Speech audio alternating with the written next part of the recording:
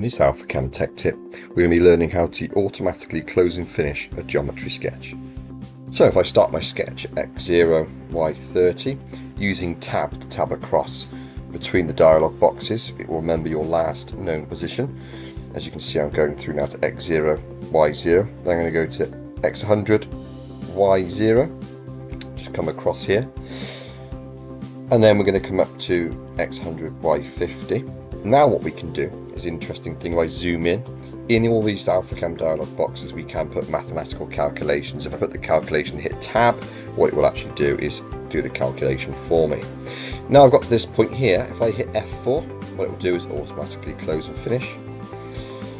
If I come into CAD, into dimension, and I just calculate the angle between that line and that line, will give us that angle. I do the same for the other line on the drawing we've got brought in. You can see we've automatically bisected the angle.